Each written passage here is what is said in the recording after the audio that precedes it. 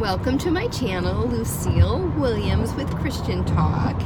Today is another episode of On the Way to Church with Lucille Williams and Mike Williams. Hello. Hello. So, my husband is a children's pastor, and just recently, Friday night, we dedicated babies to the Lord. So, sweetie, how many babies got dedicated Friday night to the Lord? We had 133. 133 babies. Now, not only did we dedicate these babies, but my husband preached to a huge room full of families and 133 babies. So it was pretty loud.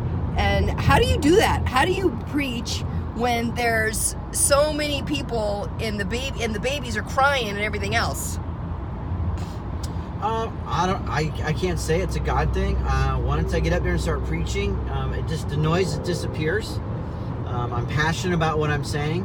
I definitely want to challenge those parents in raising their kids, and just get in the zone, and I don't hear it anymore. Amazing. I don't know how he does that, but somehow he does. Now, why do we dedicate babies at our church? Why don't we just baptize them, just dunk them all, sprinkle a little water on them? Because the Bible never shows us an incident of ever baptizing a baby. There's not one in there, but there is people being baptized, and we want to, baptize adults who know and can confess Jesus. And kids, we just want, really, it's more of a parent dedication than a baby dedication, and we want them to dedicate their lives into raising their child in the ways of the church and of the Bible. Okay, so we're really dedicating the parents when we're dedicating the kids, and so that totally makes a lot of sense. Now, you also talked about Hannah in the Bible and how she dedicated Samuel, and you really put a challenge out there for the parents, and I really want you to talk about that challenge that you laid out for the parents Friday night. Well, the challenge I wanted to give them is that they need their home to be centered on Jesus. And one of Hannah's prayer talks about how she saw God as a solid rock. And as we get into the New Testament, Jesus tells us a story or really a parable of the house on the sand and the house on the rock. And what he's really telling us, the house on the sand just built on worldly things is not going to last. But the house that is dedicated to the Lord, built on the rock, will withstand the troubles and the things that come its way. And so I wanted to challenge the parents to build their house on that rock, to have a dedicated home where God's the center, and let God take care of what their child's future is going to be. Right. And you raise them, and you raise them right, but God can take care of the rest. That's true. And he also challenged the parents to have their kids in church every week, not just sometimes, but every week. And he also told a story about this little girl. It was her birthday party, and part of the birthday party was coming to church she brought the whole birthday party to church.